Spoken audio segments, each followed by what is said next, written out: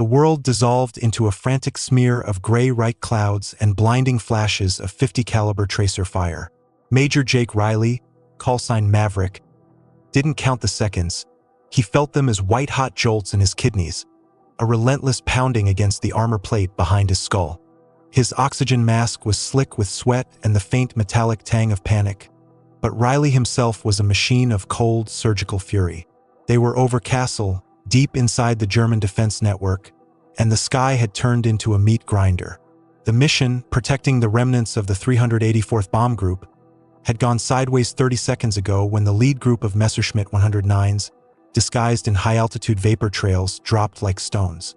Riley's P-51D Mustang, the Ghost, screamed in a tight vertical climb, the 1,700 horsepower Merlin engine groaning beneath the strain, threatening to tear the wings off. He was alone, having deliberately broken formation to draw off the lead element threatening the crippled B-17 known as the Iron Duchess. The first kill had been almost mundane. A snap deflection shot on a descending Mi-109 that vanished in a puff of black smoke and debris. But then the Real Hunters arrived. For Focke-Wulf 190s, the brutal butcher birds came in a high-speed pass, their radial engines spitting fire. Riley pushed the stick hard left, pulling nearly 8 positive Gs, transforming his Mustang from a sleek predator into a corkscrewing blur. He saw the cannon flashes milliseconds before the shells ripped through the empty space where his tail section had been. He immediately counter-rolled, dropping into a split S, the ground rushing up faster than gravity should allow. The move was pure suicidal audacity, a calculated risk that relied on the German pilots hesitating for a fraction of a second. They did. As the first 190 overshot, Riley straightened his trajectory, caught the tail of the Focke-Wulf perfectly framed in his illuminated K-14 gun sight, and hammered the trigger. 650 calibers delivered a solid torrent of lead, ripping the German fighter literally in half. The explosion was so close it rattled the canopy. That was two. The remaining 3 190s broke formation, a fatal tactical error. One tried to climb back into the sun. Riley chased it, disregarding the advice drilled into him since basic training about energy conservation. He poured on the coal, catching the 190 at the apex of its climb, stalling it out just long enough to send a short, precise burst into the cockpit. The plane tumbled, its pilot already dead or unconscious. 3 down. The clock had barely ticked past 90 seconds since the first shot. The fourth kill was the most difficult. A head-on merge with a highly skilled German pilot who matched Riley's every move. They screamed past each other, close enough that Riley could see the green oxygen mask on the pilot's face. Riley pulled an insane Chandelle maneuver, reversing the fight instantly, and hammered the boost. He caught the Focke-Wulf struggling to follow the absurd turn rate, stitching a line of fire from its wing root right into the engine housing. Fire blossomed, forcing the pilot to bail. For kills. But the fifth, the final kill that cemented the legend and damned his career, was the purest act of desperation. He was low on ammunition, low on fuel, and his cockpit instruments were starting to flicker from the stress on the electrical system. The last 190, realizing it was now fighting a ghost with teeth, attempted to use the ground clutter for cover. Riley matched him, skimming the treetops, dodging power lines, a deadly game of chicken. When the German pilot jinked left, Riley anticipated the move, banked right, and fired the absolute last remaining rounds in his port inner gun into the engine. The 190 slammed into a field, exploding upon impact. 5 enemy fighters destroyed. Time elapsed. Approximately 180 seconds. Then silence. Only the sound of his own breathing and the shuddering of the ghost. Suddenly, the radio crackled, breaking the adrenaline-fueled quiet. It was group operations, their voice strained and high-pitched, cutting through the static. "Maverick, pull up, pull up. What the hell was that? Return to base immediately. Repeat, immediately." Major Jake Riley wasn't born a killer. He was forged into one by the unforgiving crucible of the European Air War. Before the 5-in-3-minute miracle over Kassel, Riley was already an anomaly, a pilot whose inherent talent bordered on the supernatural, but whose adherence to doctrine was zero. He arrived in England with the 357th Fighter Group, the famed Yoxford Boys, but his reputation preceded him. A man obsessed with the mechanics of deflection shooting and energy management, yet utterly reckless with his own life and the tactical integrity of the mission plan. His preferred aircraft was the Ghost, a P-51D, meticulously maintained, stripped down for every ounce of speed, and fitted with non-standard modifications that raised eyebrows even among the most veteran ground crews. Riley had personally overseen the polishing of the airframe to reduce drag, arguing that an extra 3 knots at 25,000 feet was the difference between life and death. He treated his Mustang not as a piece of equipment, but as a direct extension of his nervous system, capable of maneuvers that statistically should have ripped the wings off. This deep penetration mission had been the culmination of months of simmering tension. The standard doctrine, mandated from 8th Air Force HQ, was crystal clear: fighter escort pilots must stay with the bombers, providing a tight, defensive screen, prioritizing the protection of the heavies over personal glory. Riley saw this as a passive, defensive strategy that ultimately cost more lives. He argued, often violently, in briefing rooms heavy with cigar smoke and the smell of stale coffee, that the best defense was an overwhelming offense. Kill the hunters before they got close, even if it meant risking a lone dash ahead of the formation. His early scores supported his controversial theory. He was the first in the group to hit double digits, often coming home with combat footage that looked more like an aerial demonstration than a desperate battle. But with the high scores came increased scrutiny. Reports started accumulating in the files of Colonel Thayer, the group commander: failure to maintain station, unauthorized deep penetration for engagement, excessive disregard for fuel conservation. Riley viewed these as badges of honor. Thayer viewed them as court-martial-worthy offenses. The deep penetration mission to Kassel was intended to strike at the heart of German fighter production, a heavily defended target far beyond the usual range of effective cover. It required auxiliary fuel tanks and nerves of steel. Riley knew the risks, but the sheer distance meant the Luftwaffe would commit everything they had to stop them. He flew the first 3 hours of the mission like a phantom, conserving every drop of fuel, hovering just above the bomber formation, waiting for the inevitable moment when the hunters would reveal themselves. When the massive composite force of Me-109s and FW-190s finally appeared, a terrifying dark cloud boiling out of the sun, Riley didn't wait for the official radio command. He saw the tactical weakness in the German approach.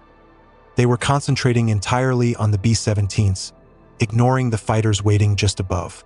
Riley recognized the pattern, a blitzkrieg maneuver designed to shatter morale and scatter the escort. Instead of tightening the protective bubble, Riley pushed the throttle to maximum emergency power, jettisoned his auxiliary tanks early, and dove headlong into the center of the enemy formation, transforming himself from a shepherd into a vengeful wolf, leading to the chaotic, magnificent, and entirely unsanctioned dogfight that had just ended over the devastated German city.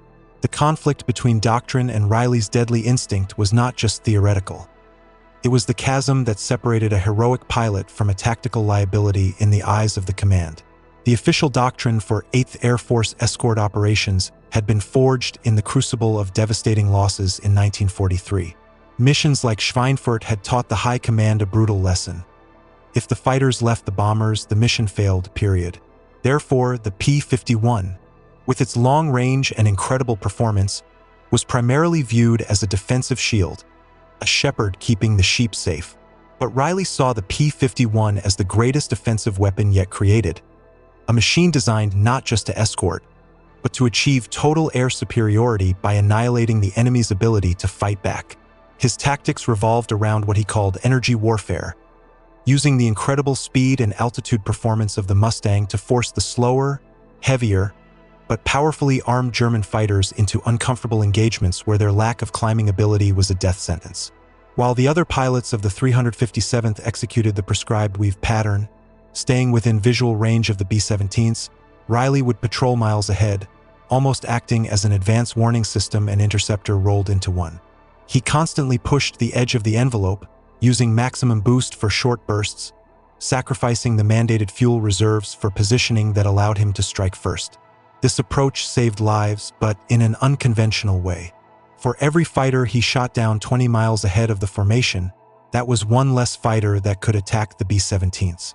But General Thayer and the planners at Pinetree recognized the profound risk. If Riley was shot down or ran out of fuel far beyond the formation, the group would lose its top scorer, and worse, the integrity of the mission would be undermined. If every pilot adopted Riley's individualistic approach, the formation would dissolve into chaos, and the Germans would exploit the gaps. The irony was palpable. The very actions that made Riley a legend among the bomber crews, who owed their lives to his aggressive protection, were the same actions that filled the command staff with dread. They needed the kills desperately to achieve air superiority for the coming invasion, but they needed control more. They needed predictable results, predictable consumption, and predictable reporting. Riley was none of those things. He was a variable, a singularity of destruction that could not be standardized, budgeted, or relied upon to follow a checklist. His defiance was not born of disrespect, but of a deeply held belief that the rulebook was written for average pilots, and he was fundamentally not average. He saw adherence to tight formation as painting a large, slow target for the enemy, and he refused to participate in what he considered aerial suicide by committee. This philosophical split was the true core of the conflict, and the 5 kills over Kassel had just provided General Thayer with both the indisputable proof of Riley's unmatched genius and the final, damning evidence of his operational instability. The journey to Kassel had been long, cold, and nerve-wracking. Hours spent staring at the vast, featureless carpet of industrial Germany rolling beneath the wings, the silence broken only by the crackle of static and the monotonous hum of the Merlin engine. Riley had checked his fuel gauges religiously, knowing that deep penetration missions demanded meticulous planning. They had refueled mid-air over the North Sea, a delicate, terrifying ballet of 2 aircraft coupled by a long, snake-like hose. A procedure Riley hated because it forced him to fly predictably. As they approached the designated target area, the sheer scale of the anti-aircraft fire, the flak, began to testify to the target's importance. Black puffs of smoke blossomed violently across the sky, turning the air ahead into a minefield of shredded metal. The B-17 crews were already flying tight, absorbing hits, their formations ragged from the abuse. This was the moment Riley lived for, the transition from endurance test to high-speed chess game. The first wave of German defense wasn't fighters. It was the dreaded flak curtain, followed by the appearance of Me-110 and Ju-88 twin-engine heavy fighters, specifically tasked with breaking up the bomber formations before the single-engine fighters arrived to mop up. Riley spotted the first pack of 110s at 1 o'clock high, moving fast, carrying heavy cannon loads. He didn't call it in. He simply acted, pouring into a shallow dive to gain speed. He caught the trailing Me-110, an aircraft notoriously difficult to shoot down due to its robust construction, with a long, continuous burst that chewed through its tail surfaces and into the port engine. The 110 erupted, turning the sky into a pillar of smoke. But the engagement had consumed precious energy and fuel, pulling him far outside the designated escort perimeter. This initial skirmish was merely the hors d'oeuvre. The true threat, the veteran Jägerschwader pilots in their highly maneuverable FW-190s and Me-109s, were waiting above the clouds, hidden by the sun and vapor trails. Riley felt the shift in the atmosphere, a sudden, deep stillness that preceded violence. He scanned the sky until his eyes ached, relying on instinct built from hundreds of hours of combat. His internal alarm bells screamed just seconds before the radio warnings began. He saw the flicker of movement, the sun catching a polished wingtip far above, and knew the main event was beginning. The Germans were executing a classic boom and zoom maneuver, aiming for the core of the B-17 group. This realization forced his reckless decision. If he stayed with the pack, he would be a small part of a chaotic defensive struggle. If he went high and intercepted the lead element now, he could disrupt the entire attack before it reached the vulnerable bombers. It was a trade-off. Sacrifice mission discipline for mission success.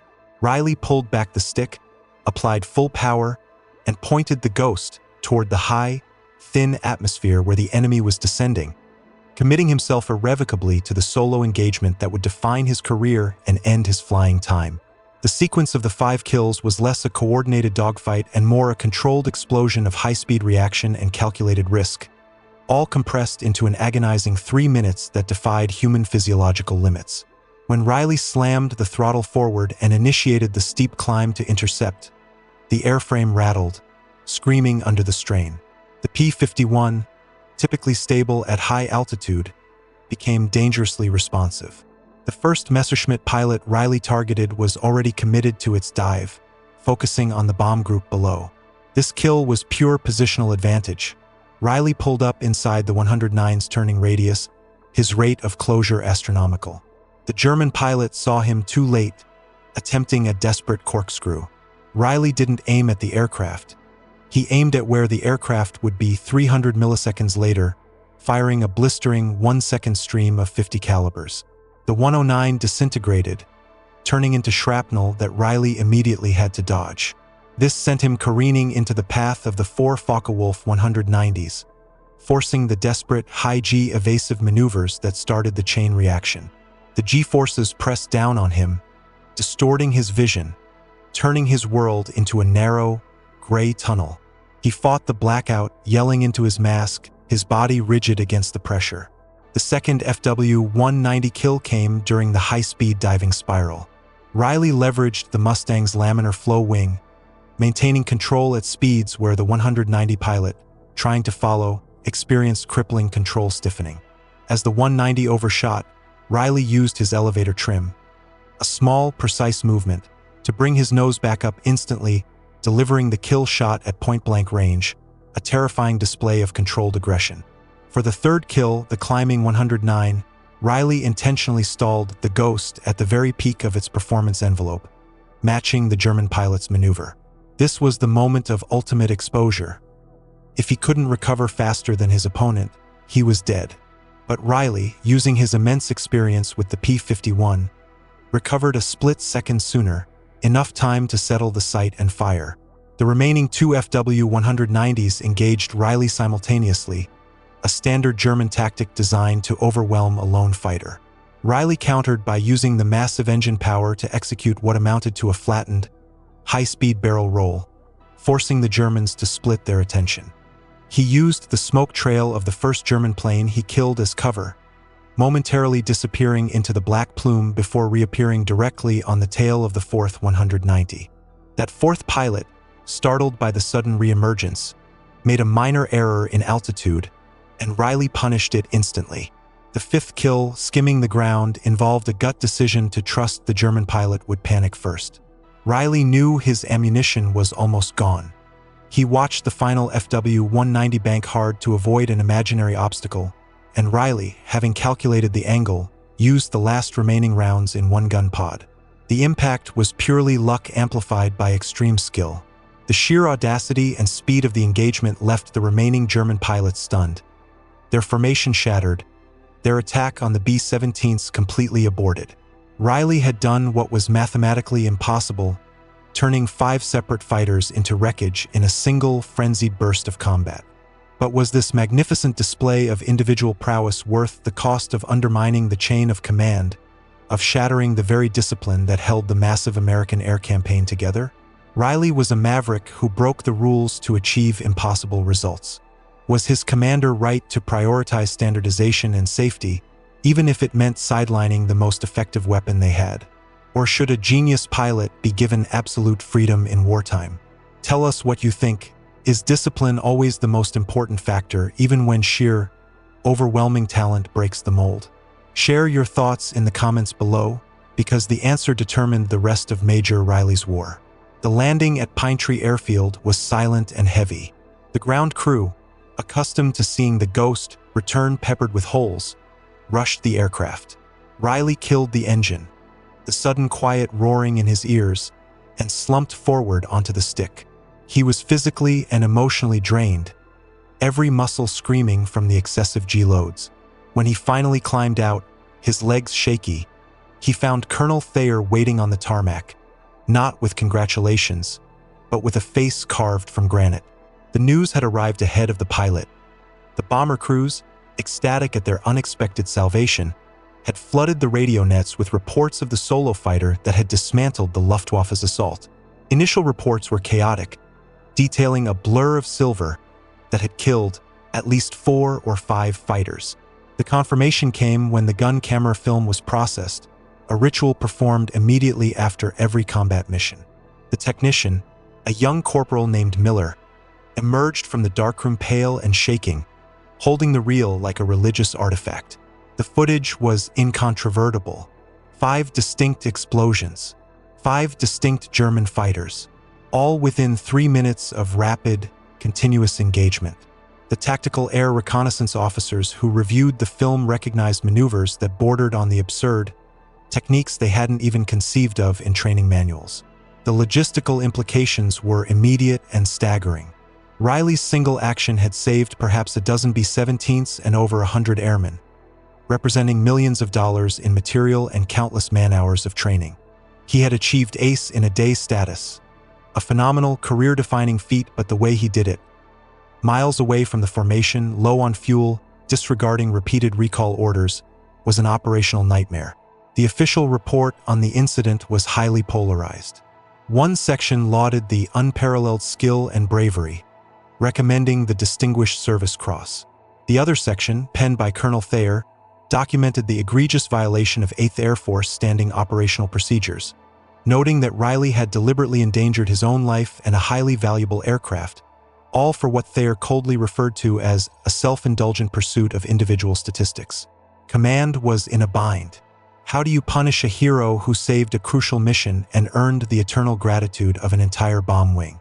How do you maintain discipline when the most successful pilot in the theater is the most undisciplined?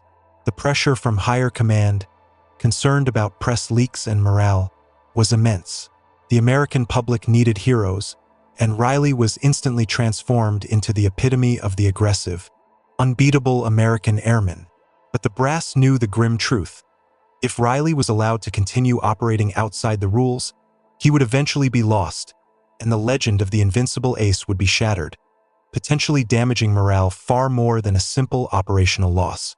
The air war demanded predictable, systematic application of force, and Riley was a force of nature, untamable and unpredictable. The medal was inevitable, but so was the administrative hammer blow, a cruel paradox that haunted the corridors of Pine Tree.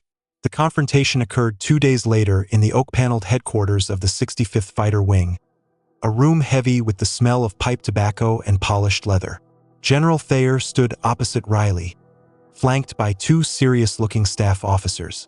On the general's desk, resting conspicuously, was the formal recommendation for Riley's Distinguished Service Cross, already signed and processed. Thayer did not look happy. He began not with an accusation, but with a clinical rundown of the mission data. He meticulously outlined the fuel consumption, the altitude deviations, and the radio transcripts detailing Riley's missed check-ins. "Major," Thayer began, his voice low and dangerous, "you saved the 384th. You achieved a kill record that will be studied for decades. You are, statistically, the finest fighting pilot in this theater. For that, you will receive the DSC, and the press will herald you as a national hero. Congratulations." Riley stood rigidly at attention, his eyes fixed just above Thayer's shoulder. He waited for the other shoe to drop. "However," Thayer continued, his voice hardening, "your actions have created a systemic problem that I cannot tolerate. You have proven that you cannot be controlled. You risked the loss of your aircraft, a critical P-51D major, not a trainer, and yourself, a pilot whose combat experience is now invaluable, for a self-gratifying, unsanctioned dogfight. If every pilot decided to break formation and run out to the limit of their fuel range, we would lose air superiority within a week. Discipline, Major, is the difference between a skirmish and a successful war effort." Riley finally spoke, his voice tight. "General, with all due respect, if I had stayed in formation, the 384th would have been decimated. The rules say protect the bombers. I did that by eliminating the threat before it materialized." Thayer slammed his hand flat on the desk, rattling the DSC recommendation. "You did it by disobeying direct orders, and you put yourself into an unnecessary high-risk scenario. We cannot afford to lose you, Major. You are not just a pilot, you are a symbol. Losing you now, after this spectacular achievement, would be a catastrophic blow to the morale of every airman from here to North Africa." You are too valuable to risk in the sky. And then came the administrative decree, delivered with the devastating finality of a cannon shell. Effective immediately, your combat assignment is terminated. You are hereby grounded from all operational missions. You will retain your rank and status, and you will be reassigned as Chief Instructor for the Advanced Gunnery School at Yoxford. You will teach the next generation how to shoot, but you will not fly another combat sortie. Consider this the price of being too good, Major. You are banned from flying combat missions until further notice from 8th Air Force Headquarters. The silence that followed was broken only by Riley's sharp intake of breath. He had been given the highest honors and the ultimate penalty in the same breath. His skill, his unparalleled talent, had become a cage. He was an unstoppable weapon deemed too precious to wield, locked away in an administrative filing cabinet, his wings clipped by the weight of his own legend. The subsequent weeks were the cruelest psychological test Major Riley had ever faced. To be grounded when the war was raging overhead, to be forced to watch the contrails of his comrades disappearing into the eastern sky while he remained chained to a desk and a lecture hall, was a refined form of torture. His world, which had always been defined by the high G turn, the smell of burnt cordite, and the icy clarity of combat, was now reduced to chalk dust, diagrams of deflection angles, and endless bureaucratic reports. He felt a profound sense of uselessness, a predator confined to a zoo exhibit. The fame, the DSC, the endless press interviews, all of it felt hollow. He was the ace they banned, a living paradox. The press, oblivious to the disciplinary details, heralded him as a strategic genius, comparing him to the great knights of the past. Meanwhile, Riley spent his nights staring at the ceiling of his lonely barracks room, listening to the distant drone of returning bombers, trying to discern which ones were missing. Teaching was agony. He stood before young, eager pilots, fresh from the States, teaching them the standardized maneuvers, the cautious, energy-conserving tactics mandated by the book. He taught them to stay tight, to check their six, to prioritize the bombers. Every word felt like a lie. How could he teach them the safe way when his greatest triumphs came from ignoring every piece of advice he was now mandated to preach? His frustration manifested as icy professionalism. He was relentless, demanding perfection, driving the cadets to the brink of collapse, hoping to instill just a fraction of the killer instinct that ran in his own veins. He would demonstrate maneuvers in the Ghost during non-combat familiarization flights, climbing higher, turning tighter than necessary, just to feel the vibration of the Merlin engine at full throttle, to feel the G-forces press him back into the seat. These flights were his secret lifeline, unauthorized adrenaline fixes that kept him sane. But he never left the local flying area, never crossed the coast toward the continent. The threat of court-martial for violating the grounding order was real and immediate.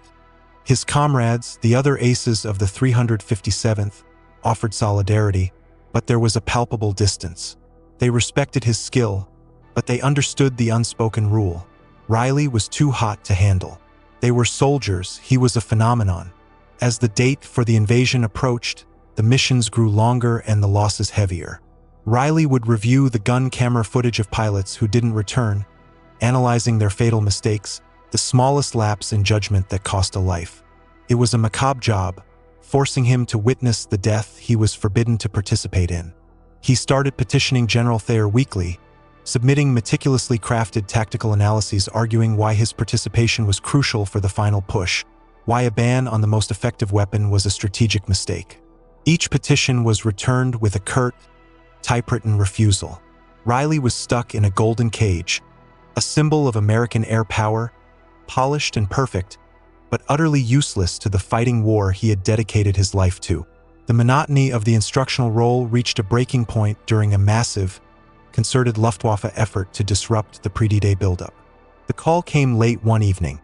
A specialized, high-altitude reconnaissance Mustang, essential for mapping German defensive positions along the Atlantic Wall, had developed an engine issue and needed to be ferried immediately from its repair depot to a forward operating base under extremely tight security. The flight had to be performed by a highly experienced pilot capable of flying high-speed, non-combat evasive maneuvers under radio silence. General Thayer, Desperate to utilize Riley's skill without technically violating the combat ban, authorized Riley to ferry the aircraft. "You are transporting equipment, Major," Thayer stressed during the briefing. "You are not hunting. You will fly the designated route, maintain altitude, and land. No deviations, understood?" Riley nodded, the closest he had been to the war in months. The aircraft was a stripped-down P-51H, the fastest variant yet produced, a machine Riley had only dreamed of flying in combat. The mission profile was simple: a quick dash across a lightly defended sector of the coastline at 35,000 feet. The speed alone was supposed to deter interception. But the Luftwaffe was desperate. Halfway across the channel, maintaining rigid radio silence and focusing solely on the instrument panel, Riley noticed two distant contrails rising fast from the occupied territory. They were Me-262 jet fighters, operating from a newly established forward field, a deadly, unanticipated threat. The P-51H was fast, but the